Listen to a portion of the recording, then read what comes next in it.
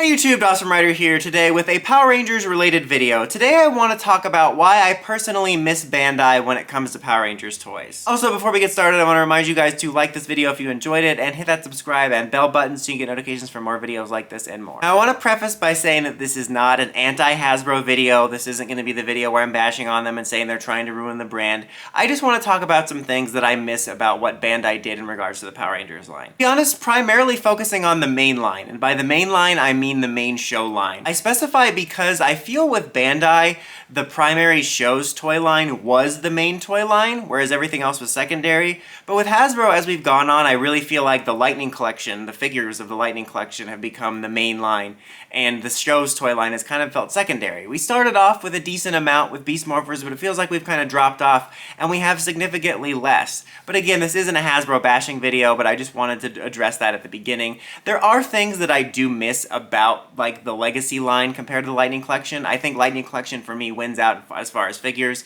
but I do miss the consistency in which we got Morphers and Megazords and stuff like that. I mean, if Bandai was still in charge, or if they were in charge for at least one more year, we probably would have a Master Morpher already, since they already did so many Power Morphers. And without a Master Morpher, we're just nothing but a cheap copy. So there are things I miss about that, and I think the Legacy line quality just felt a lot, well, higher quality. So I do miss the Legacy line too, but this video is going to primarily be talking about what I miss in regards to the main show's toy line. I think to start off, one of the things I missed most about it is just the presence and the distribution. I've talked about a lot in previous videos about the lackluster presence of the Power Rangers line.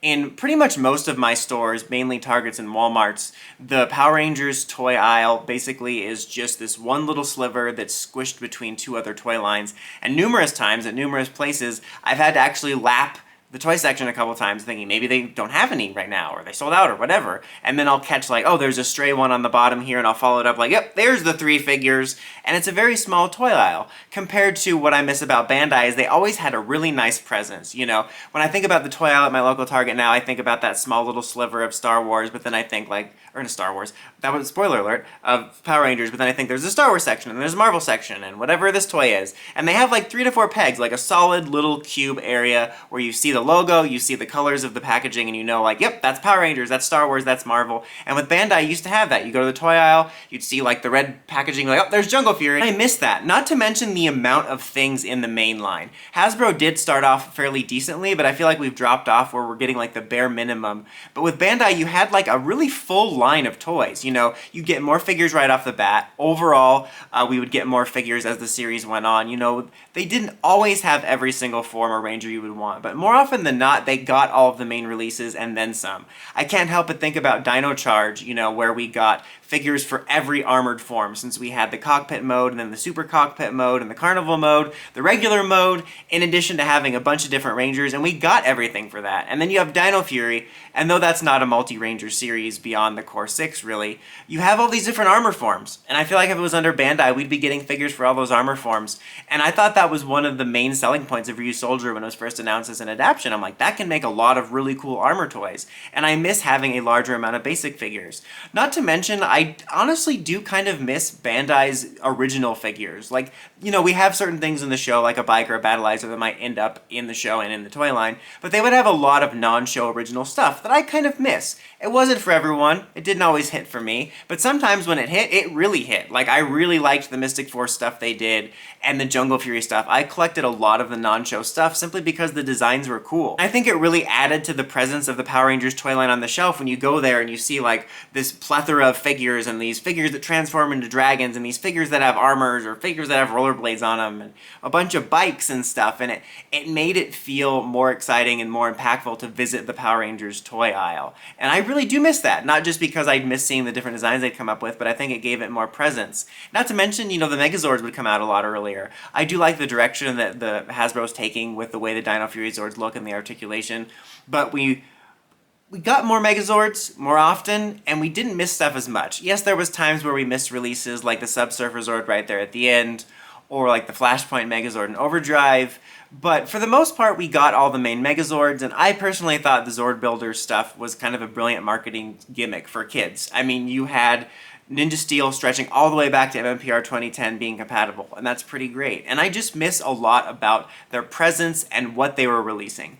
Not to mention, going along with that, I miss, this is going to sound weird to say, when things would come out. Like, Hasbro does have a level of predictability of like, okay, these new Megazords will be hitting shelves. The new toys usually hit shelves after the first of the year. I think the earliest new season's toys would show up would be like December 26th that I've seen it. That's the earliest I remember seeing something spotted. I don't remember if it was Beast Morphers or Dino Fury, but it was after the holiday season. But you know what I miss, guys? I miss when the new Power Rangers season toys hit around Black Friday. You could always count on that like clockwork. Whether it was on Black Friday or a little bit before, a little bit after, you'd get that huge new display of the new season. It was super exciting. Not only is it a nostalgic excitement, but I think smart marketing-wise, because you're hitting right before the holiday season and generating excitement and word of mouth, I guess, amongst the younger fans or the new fans of the new season. And then by the time the season actually comes out, the toy shelves are filled with the new stuff, and it's basically replaced the old stuff. And so when kids or new viewers watch the show, you watch Jungle Fury and you're like, oh man, that was really cool. I gotta go pick up some toys. Go down to Walmart, you can pick up a couple figures, a Morpher, a Megazord, a figure that transforms into a Tiger Knight. But then when you get to the Hasbro stuff now, it's like, oh man, Dino Fury is really cool. It premiered. I'm gonna go check it out.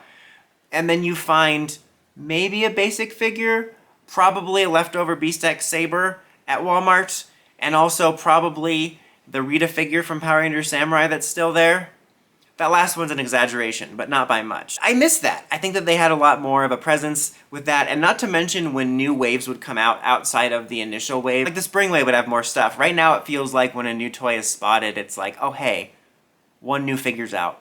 But it's like a half of one. But like back in the day, it'd be like, oh, there's a new wave, there's like 3 new figures, like 3 new bikes, new Megazord. There'd be like way more stuff coming out, and I think that's one of the things I miss most is the presence. I also feel like we used to get a lot more weapons and stuff. Not that that was always my favorite thing, because PR and Sentai weapons are notoriously like way smaller than they should be. Like even when I was little, I'm like, dude, why is this thing so small?